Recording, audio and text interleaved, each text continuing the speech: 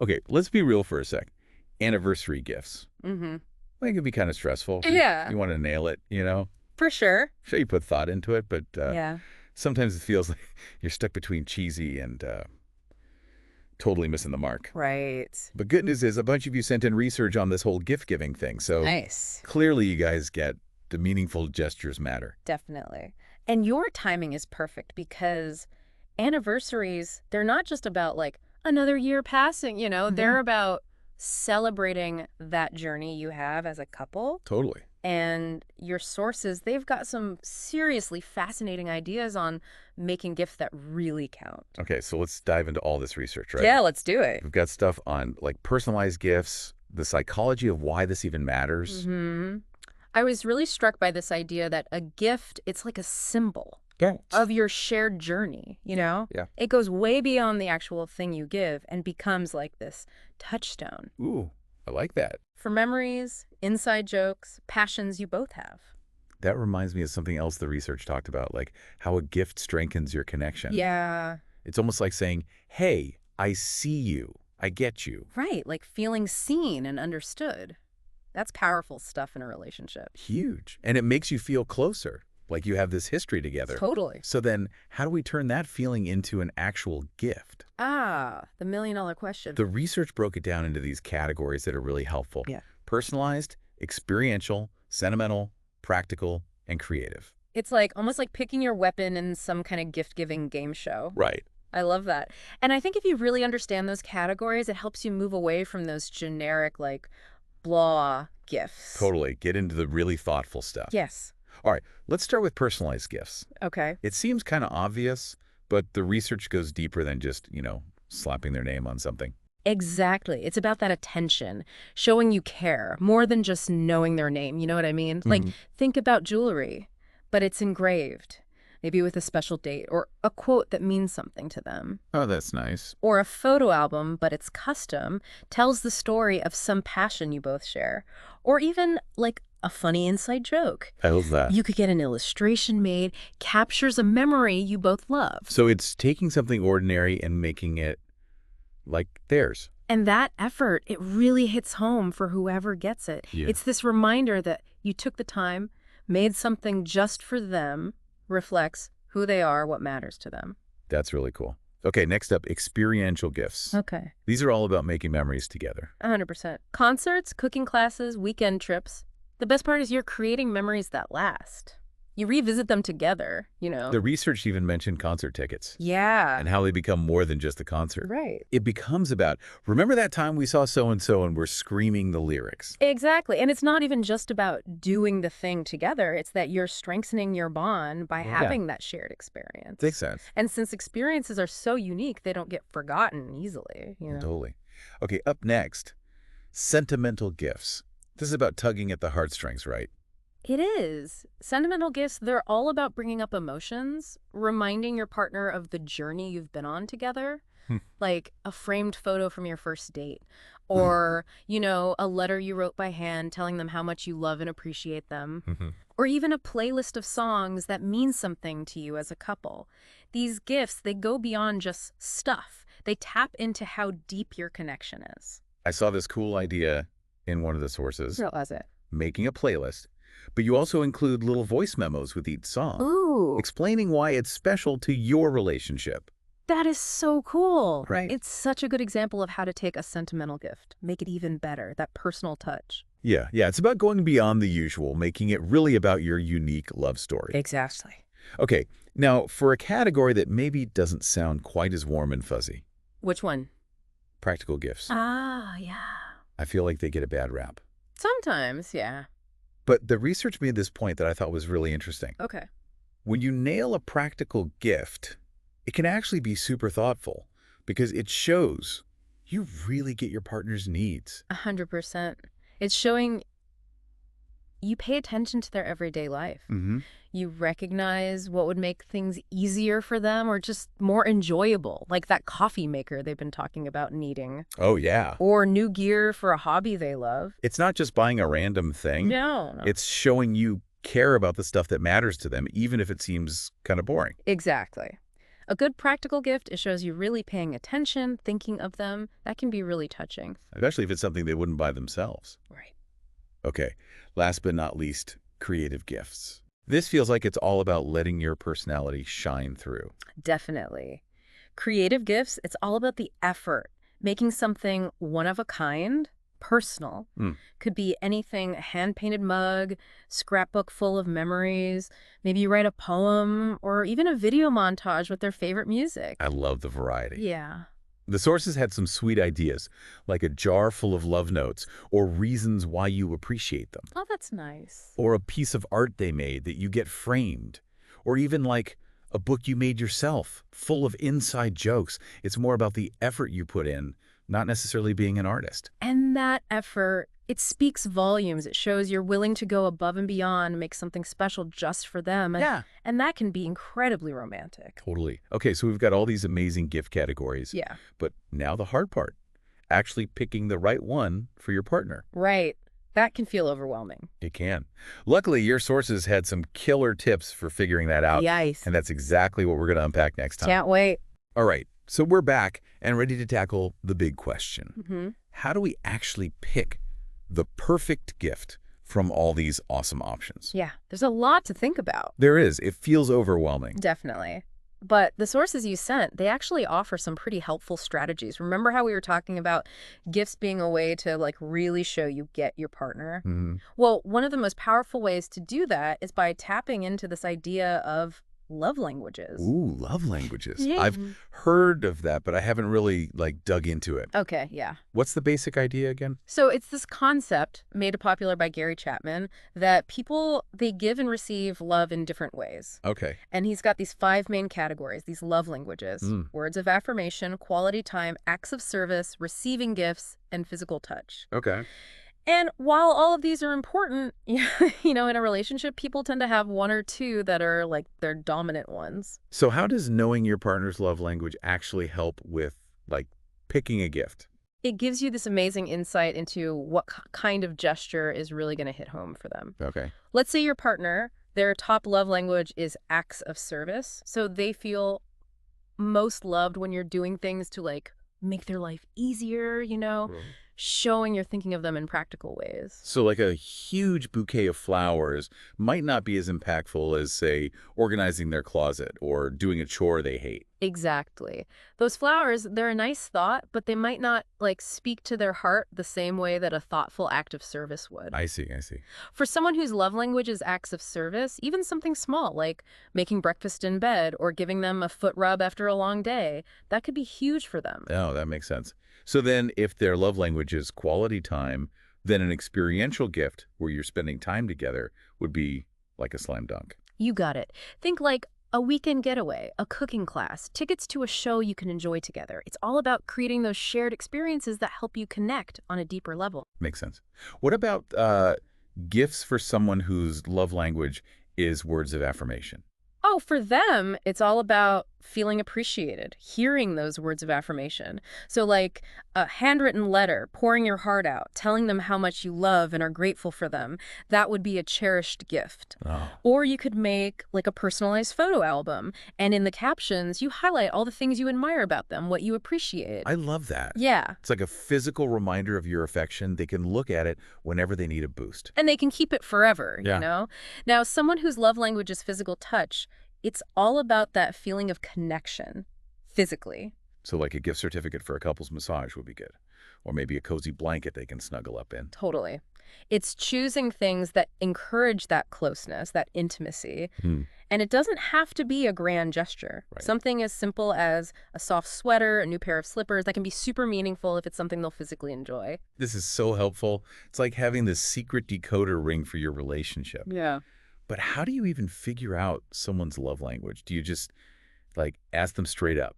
You can totally have a conversation about it. Okay. But honestly, you can learn a lot just by paying attention. Okay. See how they express love to you and what kind of things they seem to really like. So if they're always giving you back rubs or holding your hand, that might mean physical touch is important to them. Exactly. It's about tuning in to their actions, what they say, to figure out their love language. This love language thing, It's a game changer. It is. It makes the whole gift-giving thing so much more personal, like you're doing it with intention.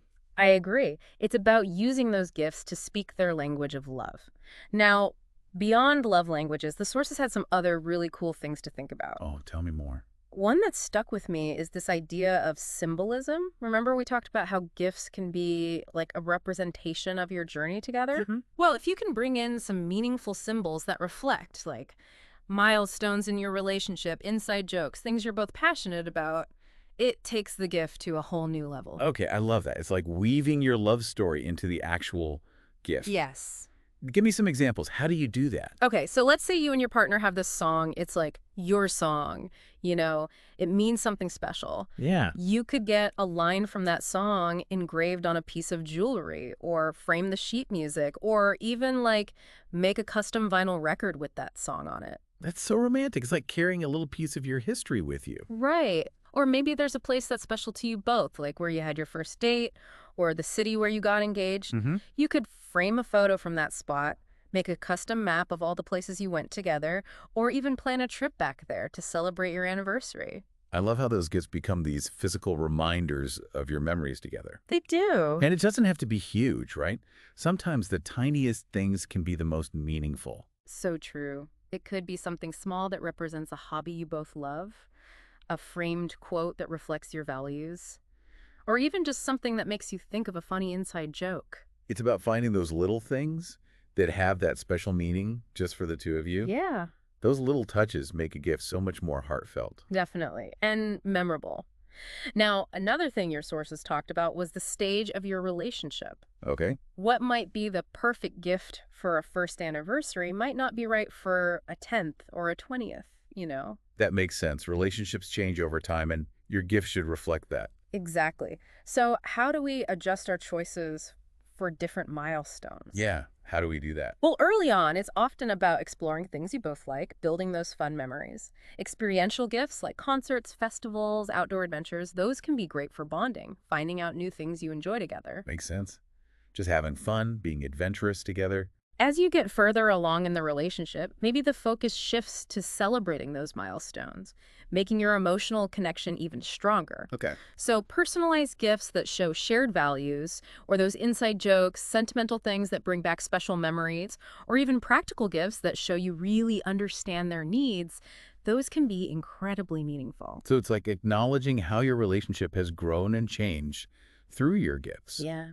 Now, what about couples who've been together a long time? Any tips for them? Yeah, that's a good question. Well, for those couples, it's often about rekindling the romance, celebrating that lasting bond. I imagine those couples probably have a lot of stuff already. Probably. So maybe it's less about things and more about experiences or gestures that make them feel connected and appreciated. Exactly. Experiential gifts that help you get away from the everyday routine and reconnect on a deeper level, like a romantic trip, a couple's massage, even a staycation at a fancy hotel, those can be super rejuvenating. It's like giving yourselves the gift of quality time, just focusing on each other. Exactly. And even after years together, those personalized and sentimental gifts, they can still mean so much. Imagine a framed photo from your wedding day with a heartfelt message on the back. Oh, Or a photo album filled with highlights from your years together. those are so thoughtful. It's like taking a trip down memory lane, celebrating all the chapters you've shared. And even something simple, a handwritten letter, a love note can be so powerful. I love that. Especially in this digital world, something you can actually hold is really special. Absolutely. Yeah. It's about that extra effort to make it personal and meaningful. And that brings us to another important thing from the research: how you present the gift. Okay, yeah. It's like the icing on the cake. Right. So let's say you've put all this thought into picking the perfect gift. Now it's time to wrap it up literally. Yeah. How do you make that presentation as special as the gift itself? Yeah, how do we do that? Well, there's the traditional ways, of course. Beautiful wrapping paper, ribbons, bows. But it can be so much more than that. We were just talking about presentation and how to really take it up a notch. Like adding those extra touches that show you really went all out. Exactly. And the sources had some fantastic ideas for making the presentation just as memorable as the actual gift. It doesn't have to be all about, fancy wrapping paper and those big bows. Okay. You could create a personalized gift box, but fill it with little things that connect back to the gift itself. or even your relationship. Okay, I like where this is going. Give me an example. What kind of things are we talking about? All right, so say you're giving your partner a gift certificate for a cooking class. Hmm. Instead of just sticking it in an envelope, Yeah. you can make this whole themed gift box. Put in a new apron, some measuring spoons, maybe some fancy ingredients, Oh, that's cute. and even a handwritten recipe card for a dish you both love. That's such a good idea. It's like you're building a whole experience around the gift. Exactly, and it shows you put in that extra thought, that effort to make it special. Mm. Or imagine you're gifting a weekend getaway. Yeah. You could put together this travel-themed box, a map of where you're going, a travel journal, some nice travel-sized toiletries, maybe even a little phrase book if you're going somewhere with a different language. I'm picturing this like beautifully arranged basket. It's got everything they need for a spa day at home. Bath bombs, candles, a fluffy robe, a relaxing playlist, maybe even like a guide to doing a facial massage at home. I love it. It's like giving them a whole retreat, but they don't even have to leave the house. That's a perfect example. And no matter what you do, don't underestimate the power of a handwritten card. Oh, a handwritten card is essential. It is. It's where you can really express how you feel in your own words. No store-bought card can do that. Absolutely. It doesn't have to be long or fancy. Even a few sentences from the heart makes all the difference. Totally agree.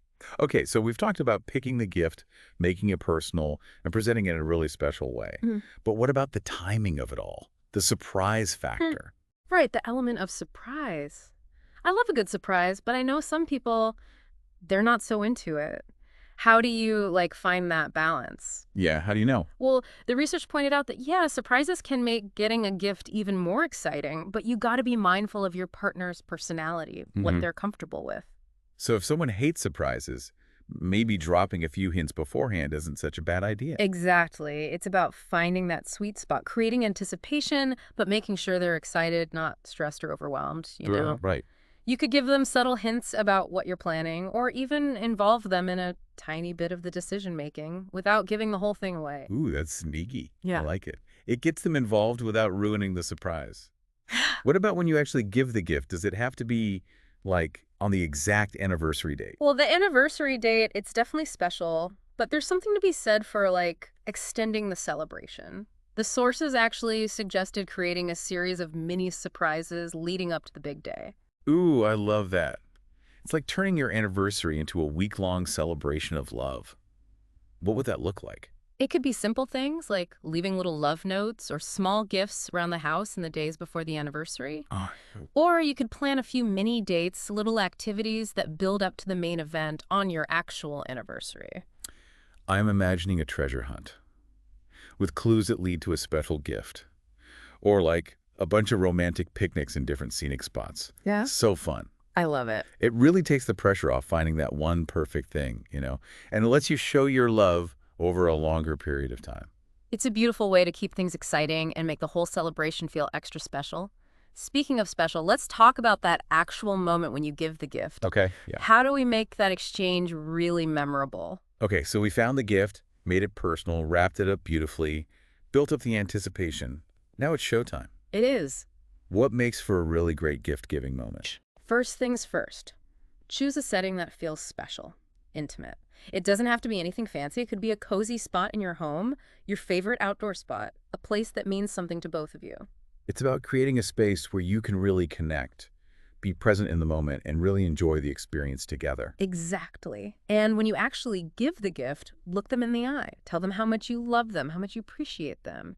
And take your time. Savor the moment together. It's not about rushing through the unwrapping. It's about sharing the experience. I bet the way you react to the gift is just as important as the gift itself, right? Absolutely. Right. Show your excitement, your appreciation, and be genuine. Let them know how much their thoughtfulness means to you. Yeah. Even if the gift isn't exactly what you were expecting or hoping for, focus on the love and effort behind it. It's about acknowledging that they put thought and care into it, no matter what the gift actually is. And that makes me think about something we talked about earlier, how important it is to be open and honest in a relationship.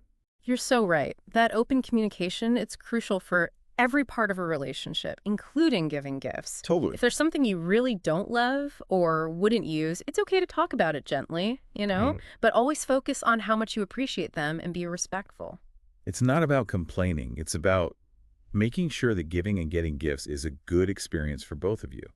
Wow, we've covered so much. Different types of gifts, love languages, Yeah. symbolism, presentation, even how to receive a gift in a way that feels good. That's a lot of info. It has been a journey, but I think the most important thing for our listeners to remember is that the perfect anniversary gift isn't about finding the priciest thing or the biggest thing. Yeah, It's about picking something that tells the story of your love, something that speaks to your partner's heart and makes your bond even stronger. beautifully said. Ah. It's about celebrating everything you've been through together and creating new memories that you'll cherish forever. So as you're figuring out your anniversary gift this year, remember to put your heart into it, be thoughtful, and have some fun with it. And most importantly, enjoy the process. The best gifts are the ones that are given and received with joy and appreciation. I love that. Who knows, maybe this year's anniversary gift will spark a new hobby you could do together or inspire some amazing adventure. Now, that's a gift that keeps on giving. Thanks for joining us for this deep dive into anniversary gift giving. We can't wait to hear what you come up with.